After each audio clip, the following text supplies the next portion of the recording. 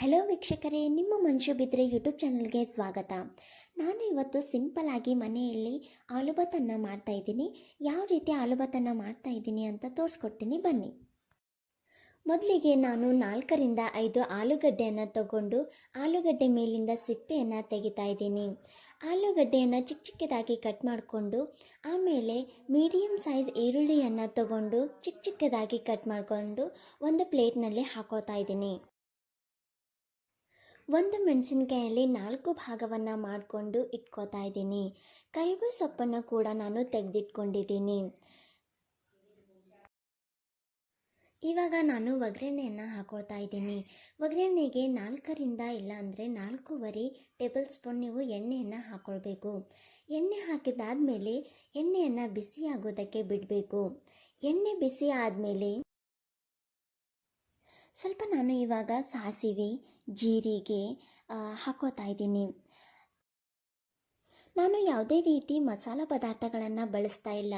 ಯಾವ ರೀತಿ ಅಂದರೆ ಎಲೆ, ಚಕ್ಕೆ, ಲವಂಗ ಈ ರೀತಿಯಾದಂಥ ಮಸಾಲ ಪದಾರ್ಥಗಳನ್ನು ನಾನು ಬಳಸ್ತಾ ಇಲ್ಲ.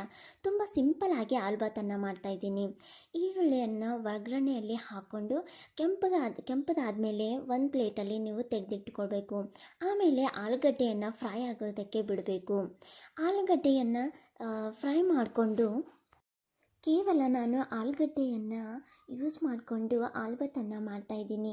ಇಲ್ಲಿ ಯಾವುದೇ ರೀತಿಯಾದಂಥ ಎಕ್ಸ್ಟ್ರಾ ತರಕಾರಿಗಳನ್ನು ನಾನು ಬಳಸ್ತಾ ಇಲ್ಲ. ಆಲೂಗಡ್ಡೆಯನ್ನು ಚೆನ್ನಾಗಿ ಫ್ರೈ ಮಾಡಿಕೊಂಡು ಉರಿ ಲೋ ಫ್ಲೇಮಲ್ಲಿ ಇಟ್ಟು ಆಲೂಗಡ್ಡೆಯನ್ನು ಚೆನ್ನಾಗಿ ಕಲಿಸ್ಕೊಳ್ಬೇಕು. ಆಲೂಗಡ್ಡೆ ಇವಾಗ ಚೆನ್ನಾಗಿ ಫ್ರೈ ಮಾಡಿದ್ದಾಯಿತು. ಇವಾಗ ನಾನು ಅದರಲ್ಲಿ ಹಸಿಮೆಣಸಿನಕಾಯಿ, ಕರಿಬೇವು ಹಾಗೆಯೇ ಕೊತ್ತಂಬರಿ ಸೊಪ್ಪನ್ನು ಹಾಕೋತಾ ಇದ್ದೀನಿ. ಕೊತ್ತಂಬರಿ ಸೊಪ್ಪನ್ನು ಹಾಕ್ಕೊಂಡು ಚೆನ್ನಾಗಿ ಕಲಿಸ್ಕೊತಾ ಇದ್ದೀನಿ. ಹಾಗೆ ಇದರಲ್ಲಿ ನಾನು ಶುಂಠಿ ಬೆಳ್ಳುಳ್ಳಿ ಪೇಸ್ಟನ್ನು ಹಾಕಿ ಮತ್ತೆ ಇನ್ನೊಂದು ಸಾರಿ ಚೆನ್ನಾಗಿ ಕಲಿಸ್ಕೊತಾ ಇದ್ದೀನಿ. ಖಾರ ಹಾಕೋ ವಿಡಿಯೋ ಮಿಸ್ ಆಗಿದೆ. ನಾನು 2 table spoon red chilli powder, 1 spoon ಅರಿಶಿಣ ಮತ್ತು ರುಚಿಗೆ ತಕ್ಕಷ್ಟು ಉಪ್ಪನ್ನು ಹಾಕ್ಕೊಂಡಿದ್ದೀನಿ. 2 ಗ್ಲಾಸ್ ಅಕ್ಕಿಯನ್ನು ತಗೊಂಡಿದ್ದೀನಿ. 2 ಗ್ಲಾಸ್ ಅಕ್ಕಿಗೆ 4 ಗ್ಲಾಸ್ ನೀರನ್ನು ಹಾಕ್ಕೊಳ್ತಾ ಇದ್ದೀನಿ. ನೀವು ಬಾಸ್ಮತಿ ಅಕ್ಕಿ ಆದರೂ ಬಳಸ್ಬೋದು, ಇಲ್ಲ ಅಂದರೆ ಪಾಕೆಟಲ್ಲಿ ಸಿಗುತ್ತೆ ಅಲ್ವಾ, ಆ ಅಕ್ಕಿ ಆದರೂ ಬಳಸ್ಬೋದು. ನಿಮ್ಮ ಹತ್ರ ಯಾವ ಅಕ್ಕಿ ಇದೆ ಆ ಅಕ್ಕಿಯನ್ನು ನೀವು ಬಳಸಿ. ನನ್ನ ಹತ್ರ ಪಾಕೆಟ್ ಅಕ್ಕಿ ಇರುವುದರಿಂದ ನಾನು ಪಾಕೆಟ್ ಅಕ್ಕಿಯನ್ನೇ ಬಳಸ್ತಾ ಇದ್ದೀನಿ. ಇವಾಗ ಅಕ್ಕಿ ತೊಳೆದ್ಬಿಟ್ಟು ಕುಕ್ಕರ್ನಲ್ಲಿ ಹಾಕಿ ಇದು ಕುದಿ ಬರೋವರೆಗೂ ವೇಟ್ ಮಾಡಬೇಕು. ಇವಾಗ ಚೆನ್ನಾಗಿ ಕುದಿ ಬಂದಿದೆ. ಕುದಿ ಬಂದಿದ್ದಾದಮೇಲೆ ಮುಚ್ಚಳವನ್ನು ಮುಚ್ಚಬೇಕು. ನಾವು ಹಾಗೆ ಮುಚ್ಚಳವನ್ನು ಮುಚ್ಚಿಟ್ರೆ ಮಸಾಲೆ ಮೇಲ್ಗಡೆ ಇರುತ್ತೆ, ರೈಸ್ ಕೆಳಗಡೆ ಇರುತ್ತೆ. ಕುದಿ ಬಂದಾದಮೇಲೆ ಮುಚ್ಚಳವನ್ನು ಮುಚ್ಚಬೇಕು.